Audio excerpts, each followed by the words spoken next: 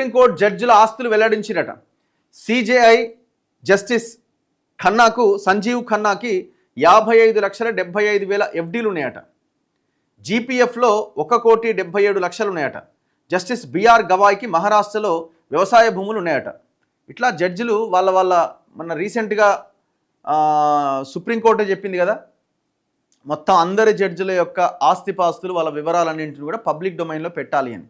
ఎందుకు, మొన్న మధ్య సంజయ్ పాలన ఒక జడ్జి దొరికింది కదా, ఇల్లు తగలబడ్డప్పుడు వాళ్ళు అగ్నిమాపక ఫైరింగ్ డిపార్ట్మెంట్ వాళ్ళకి ఫోన్ చేస్తే వాళ్ళ ఇంటిలో జరుగుతున్న ఆ మంటలను ఆర్పే క్రమంలో నోట్ల కట్టలు బయటపడ్డాయి, కోట్ల రూపాయలు. దాని తర్వాత దేశం అంతా పెద్ద చర్చకు దారి తీసింది. జడ్జిలు కూడా అమ్ముడు పోతారా, ఇన్ని పైసలు ఎట్లా వచ్చినాయని. అమ్ముడు పోకపోతే అన్ని పైసలు ఎట్లా వస్తాయి, వచ్చే అవకాశమే లేదు. కాబట్టి అప్పుడు జడ్జిలంతా వాళ్ళ ఆస్తిపాస్తుల వివరాలన్నీ బయట పెట్టాలని చెప్తున్నారు. సో అందులో భాగంగా ఇలా వెల్లడించడం జరిగింది. ఇగో, న్యాయ వ్యవస్థలో పారదర్శకతను పెంపొందించే చర్యల్లో భాగంగా జడ్జిల ఆస్తుల వివరాలను సుప్రీంకోర్టు వెల్లడించింది. న్యాయమూర్తులు స్వయంగా అందజేసిన ఆస్తుల వివరాలను సర్వోన్నత న్యాయస్థానం తన వెబ్సైట్ ద్వారా ప్రజలకు అందుబాటులో ఉంచింది. సుప్రీంకోర్టులో మొత్తం 33 మంది న్యాయమూర్తులు ఉండగా 21 మంది జడ్జిలు తమ ఆస్తుల వివరాలు వెల్లడించారు.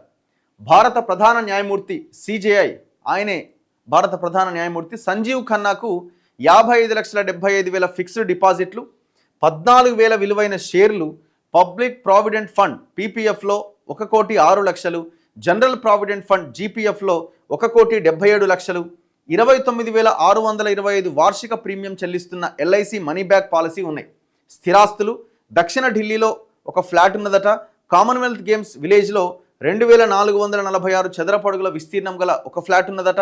గురుగ్రామ్లోని సిస్పాల్ విహార్లో నిర్మించిన అపార్ట్మెంట్లో 56% వాటా ఉందట.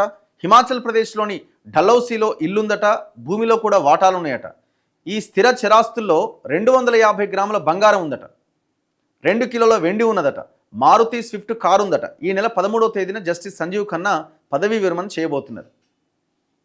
ఇక నెక్స్ట్ బిఆర్ గవాయ్, ఈయన తర్వాత సంజీవ్ ఖన్నా గారి తర్వాత, ఆయన పదవీ విరమణ తర్వాత, రిటైర్మెంట్ తర్వాత కొత్త సిజేఐగా భారత ప్రధాన న్యాయమూర్తిగా ఈ నెల 14వ తేదీన ఆయన బాధ్యతలు చేపట్టబోతున్నారు.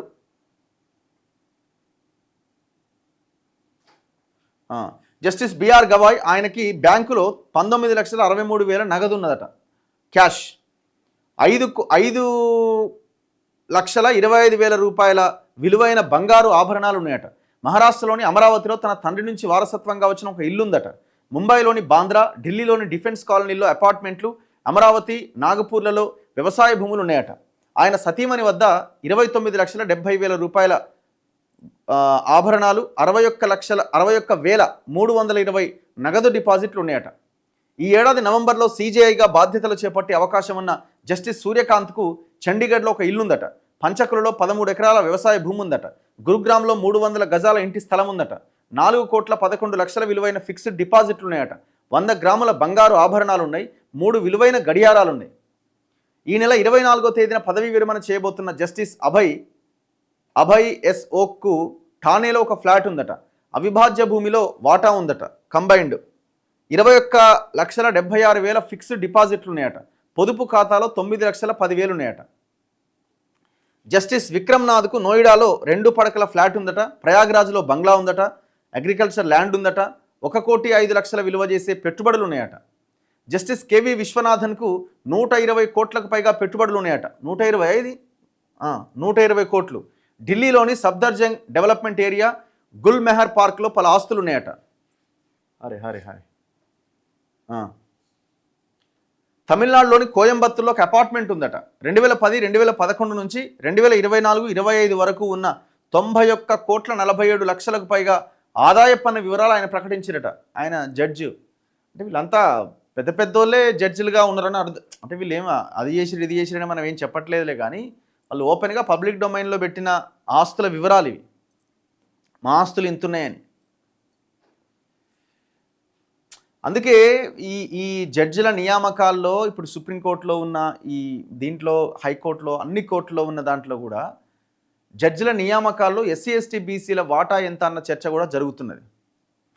ఏ వర్గం వాళ్ళు ఎక్కువ మంది ఉన్నారు ఈ జడ్జిలో అన్న ఒక చర్చ కూడా చాలా బలంగా జరుగుతున్నది.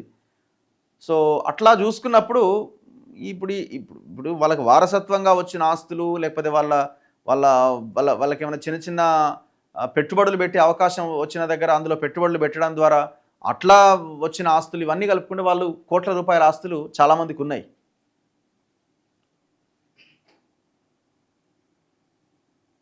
ఏమైనా అంతకుమించి ఏం మాట్లాడలేము యాక్చువల్లీ, ఎందుకంటే వాళ్ళంతా జడ్జిలు కదా.